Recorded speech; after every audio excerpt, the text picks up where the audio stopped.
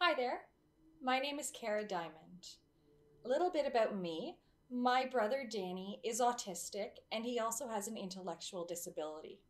He has selective mutism, so if you're outside of the family, you don't see the Danny I get to see all the time, who loves video games, who loves wordplay and puns. He's a remarkable young man. Now, Danny's influence on my life has been tremendous. I now teach autistic children and work with their families and their teachers. I got my PhD in autism education. I now teach beginning teachers, and I've written a book all to help make the education system more supportive for neurodivergent children. Family members of autistic children or adults all know that feeling of fear, that feeling of anxiety, especially when we think about the future. And I think we can really relate to our loved ones in so many ways. We want things to be predictable. We don't enjoy existing in crisis mode. We worry. Did we get it right? Have we done enough? And it's hard feeling like the onus is on us to make the world a better place.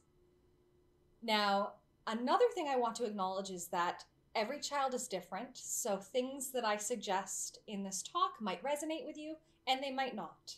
Take what's helpful to you, and you know your child the best. Make the best decisions you can for the person in front of you.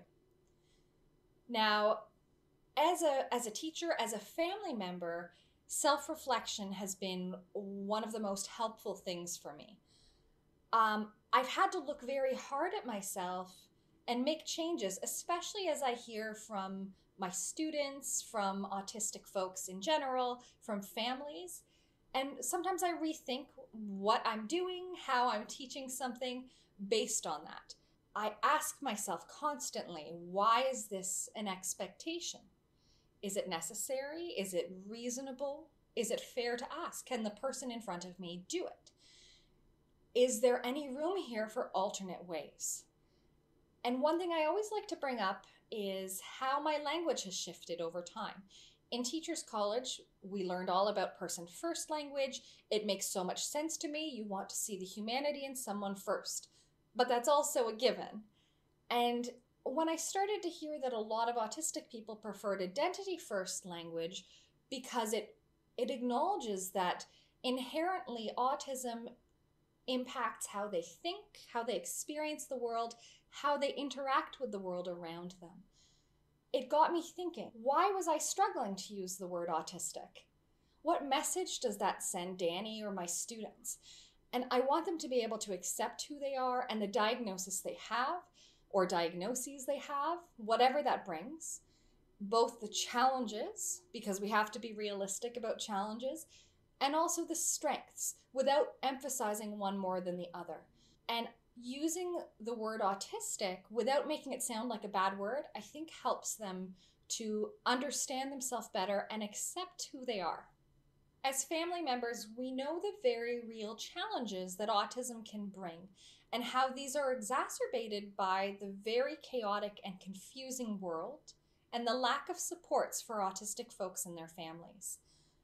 But autism also brings your child those traits that you love about them so much, whether they're very sweet, they're determined, they're genuine, authentically who they are, passionate about things, justice-oriented. This drawing always reminds me about what our children experience on a daily basis. This was drawn by one of my students for her autism project. And it also reminds me of the work of Dr. Peter Vermeulen, who talks about autism essentially being a disorder of prediction. And what he means by that is folks on the spectrum are always processing all of the sensory information at once. So-called neurotypical people are able to make kind of a generic guess about what to expect in any situation, and then their brains only have to process the information that is different. So it's so exhausting and anxiety producing for autistic folks, but there are many things that we can do to help. My first tip is to be their safe person. And the number one thing my students tell me to tell adults in their life, whether it's teachers or parents, is don't yell. And this is something I learned very quickly as a beginning teacher, that if I raised my voice at all, I sort of turned into the Charlie Brown teacher voice, where my students couldn't process what I was saying. They missed the message because the tone is so distressing. And it can be very painful. So it might be annoying to a neurotypical child, but it can be a sensory nightmare for an autistic child. And it doesn't make us feel very good either. It also damages rapport, and our children have very, very strong emotional memories. Now, that said, you have probably yelled at your kid. You are a parent. That happens. There's no judgment here. You are a human being, and you will lose your cool sometimes, especially if there's no one to trade off with. So forgive yourself. We learn as we go. Some of the best strategies I've seen for managing this come from Dr. Ross Green. So I highly encourage you to check out his books and his website, livesinthebalance.org. I'm going to give you an example of a way that I've seen parents successfully handle problems that they need to solve with their child. I've worked with a lot of families this year struggling with the virtual school, especially because for our children, they are drawn to technology and they have all this access to things they don't normally at school, video games and YouTube videos and all these things. So one parent tried many things to structure the school day and to avoid these distractions. You name it. If it was an app to block the internet, they tried it. But it wasn't working. So they finally sat down and they had a heart-to-heart with their child about the challenges that they were seeing and that they didn't want to be getting into fights every day. And they found out this child was just so afraid of getting in trouble. And the parent recognized that this pattern of fights without improvement signaled that this was something that was really, really difficult for this child. So getting in trouble repeatedly wasn't solving anything, and it didn't help anything. So they said, how about when I ask you what you're up to, you tell me honestly, and we'll use that moment as a reminder to shut off anything that's distracting you and return to class. You don't need to worry about being in trouble, and I don't need to feel like I have to catch you. We just use it to grow. So all of this gets to that idea that we need to be as predictable as possible. And you as a parent or guardian is your child's greatest teacher. And one of the first things children learn from the adults in their life is co-regulation of emotions and then eventually self-regulation of emotions. So you can be very explicit with your children about how you handle your emotions. I've had students who think they're the only ones who lose their cool and they think they have anger management problems rather than recognizing that, you know, we have a lifetime of strategies under our belts that we've handled. So talk to them about what you do when you have big feelings. Tell them when you need a break. Ask them for help when you need it, because asking for help should never be seen as a weakness. In fact, I think interdependence improves every person's quality of life, and it's realistic. And of course, apologize if you mess up, because you will. I've messed up many times. And, you know, I'm learning all the time from my students how to take better care of myself, how to structure things, because I also crave predictability. So you are growing together. I love the idea of home as a safe haven, especially for our children who are coming home from stressful days at school. It's also a great place to work on self-advocacy, because you can talk to your child about why something is hard for them, what their experience is like, and ask them what they need, or create ways for them to express their feelings when words are tough. I love this visual on the door by Kaylee Petherick, and she designed this system for herself so that her family would know what her feelings were and how to approach her at different states. You can also have lots of sensory tools and test out different things. It doesn't have to be expensive necessarily. This is a sensory bin filled with lentils that one of my students made for herself. And she loves to run her fingers through it. It helps her to feel calm. You can also let your child design a safe spot somewhere in the house. One of my students created one in their closet using pillows and a bin and some fairy lights. and they just really love this spot when they need to calm down. Another thing that can be very helpful is practicing breathing strategies, mindfulness, different movement exercises as a family, and talk about your preferences. And then you can coach those in the moment when your child needs them. My students and I have also discussed ways of stimming that make them feel calm, that channel their energy and get out big feelings, and how to do this safely. And that's an important conversation to have too, because accessibility and acceptance starts with us at home. Another thing I think about when I think about predictability is having clear expectations. Dr. Garth Smith, a developmental pediatrician, once said to me, "Teaching autistic children is a lot like teaching someone to drive. The first time you got behind a wheel to learn, what helped you the most? Probably being told what to do or shown what to do. And what didn't help you learn? If you were only told your mistakes, if you were only told what not to do, you still would have no idea what to do." So removing the guesswork sets children on the spectrum up for success. And the other reason I really like this analogy is because just like driving a car, it's a good reminder that autistic folks need a lot of practice for new routines and expectations to become automatic. Homework time can be very stressful for any child and for parents too. And for neurodivergent children, seeing a lot of questions on a page can be visually overwhelming. One of the strategies I use in the classroom, and which works really well at homework time at home, is what I call the chunk and check-in. And this is basically where you have the child pick one subject to start.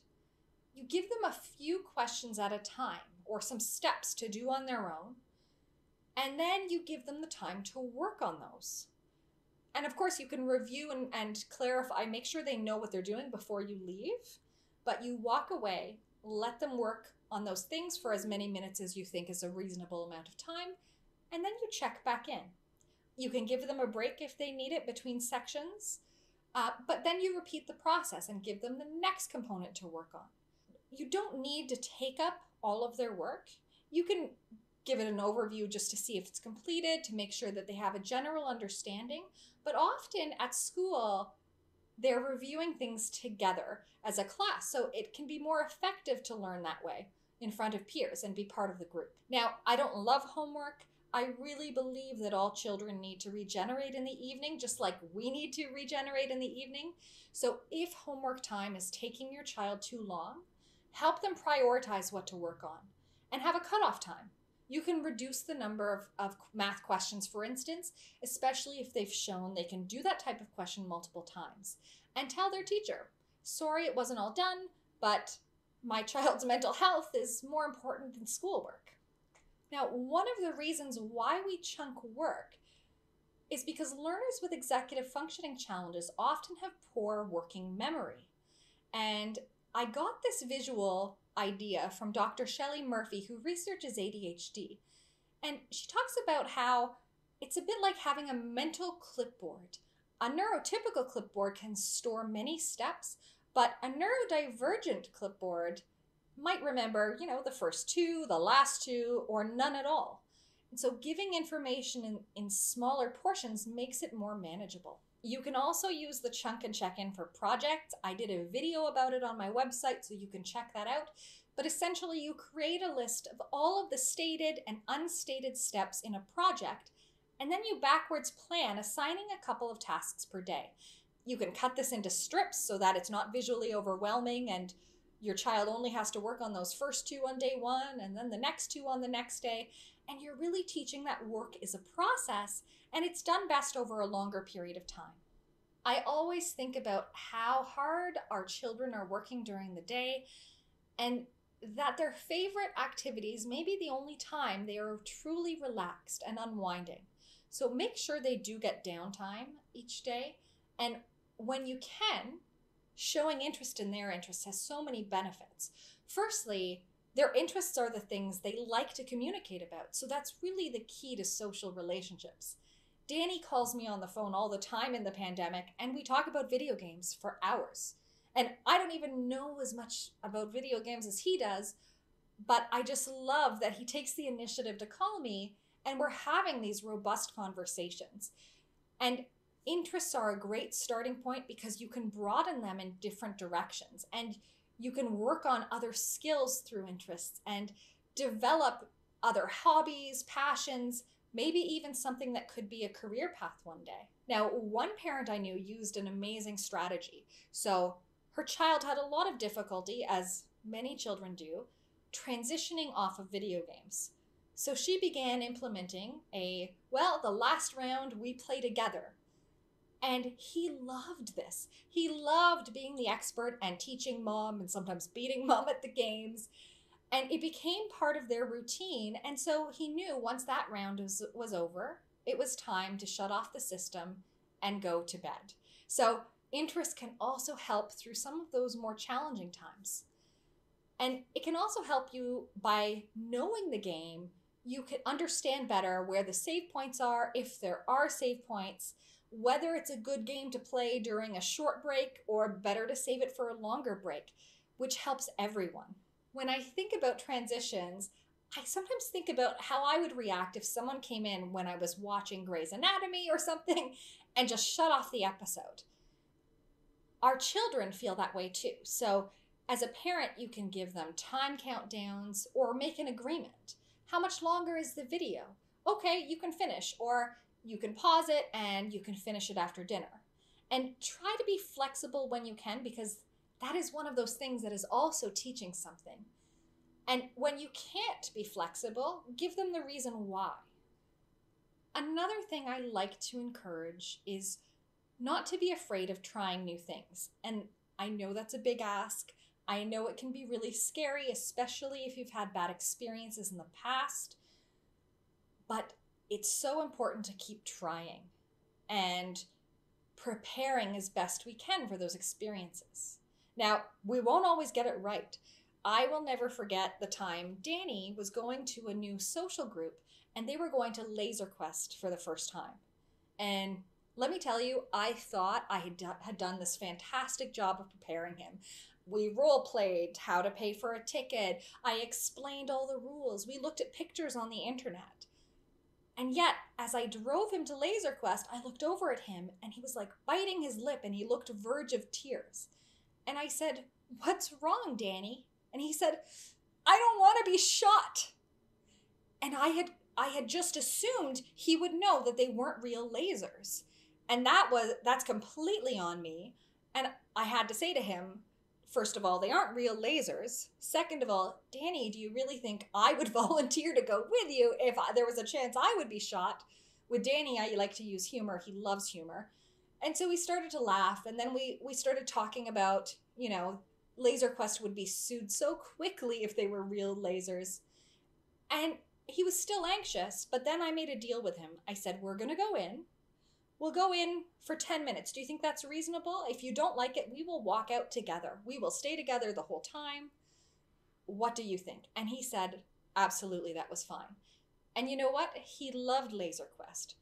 But it was a reminder to me to always think about the hidden rules or the assumptions that we make about what we think autistic people know or don't know.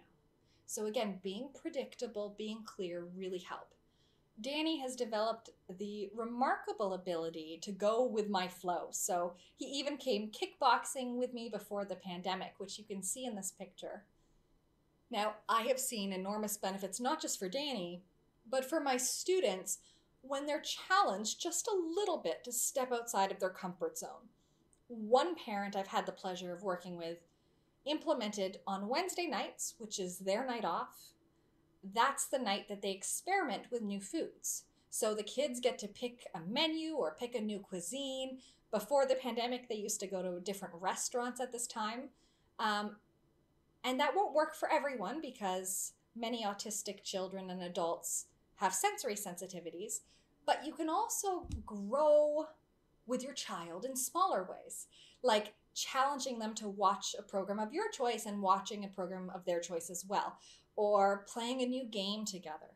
And each new opportunity makes it more likely that your child will try something new in the future, and it gives them more to talk about and connect with the world around them. I've heard Temple Grandin use the analogy to teach autistic children new things the way you would teach swimming. Like, don't throw them in the deep end. And this is something I've thought a lot about. So the first thing is you want to tell them what to expect. You want to make any new situation predictable. You want to show pictures, talk them through it, maybe go by the new place, do a visit, so that they can start imagining what it will be like. Just like when you teach swimming, you want to show them what to do. Let them watch until they're comfortable trying. Then you do it together. You can role play, you can practice, and then try to make something new feel like a fun experience. Growth happens the most when someone's a little bit out of their comfort zone, but not in panic mode. And of course, break it down as much as needed for them to feel good about doing even just a little bit more than they did last time. Swimming is a good analogy because some kids need floaties or goggles, some kids need earplugs or snorkels. What your child needs when doing something new might be different from your brother's kid, your sister's child, the neighbor's kids, and that's okay. Are they feeling safe? And do they have what they need to manage? And have their towel ready. You should think about exit plans in advance. If they need to leave suddenly, if they need to take a break and recharge, what can they do? Talk about those things and any other self-advocacy needs that might arise. They may not need to do those things, but knowing they have the option can reduce anxiety enormously. This point, gradually stepping back, can be so tough because we want to protect so much, and we have to balance protecting and preparing.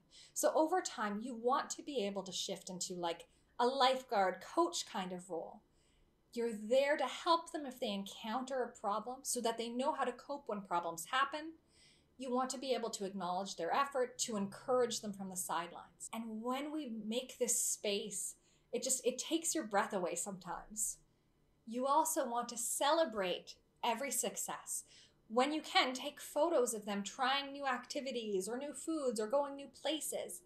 Help them recall positive past events that they've had. And all of these become reference points for future events. You can even celebrate the small things. Our neurodivergent children can have a very strong negativity bias, so make sure that every day you're asking them about something good that happened. I always recommend ending the day talking about gratitudes or something they're looking forward to for the next day, because if you save worries for bedtime, worries really get anyone's brains whirring, and it's hard then to fall asleep.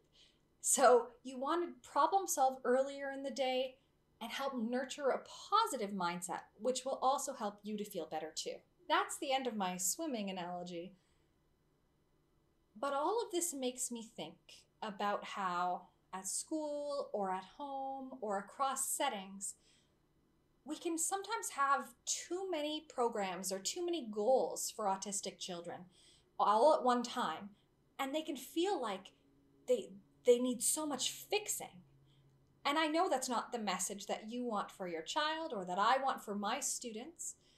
And so try and work on just a couple of things at a time. And especially find out what they want to work on. Talk to them about what is hard for them and why exactly it's hard so that you can better understand, and what they think might make it easier. And ask them, okay, what do you want to challenge yourself to work on? What do you see as being something that can improve your experience or your self-concept? And brainstorm things to try together. Sometimes they're going to give you information that means you have to adjust something you're doing, or you might have to contact a teacher to talk about different ways they can do things. And it's so, so important for children to understand that everyone faces hurdles. And remember to talk about your own goals, the ones you have for yourself and how you're achieving them. And just like your child, take care of yourself. Forgive yourself when you don't handle something perfectly. And remember that each day is a new opportunity for both of you. And I want to leave you with the idea that growth never stops. You are your child's most constant teacher, and I suspect they're probably yours too. So, no matter what anyone tells you, all of their life, your child is going to be growing and developing. It might be on their own timeline, their own trajectory, in their own way, but progress does not have to stop. And I know that's easier said than experienced sometimes. So take a deep breath when those big feelings overwhelm you and really just focus on what is it that they need today? What is it that I need today? I hope you know that you are not alone. There are many of us working, sometimes in different ways, but all towards the same goal: to transform the world we have into a more compassionate and comfortable world for everyone.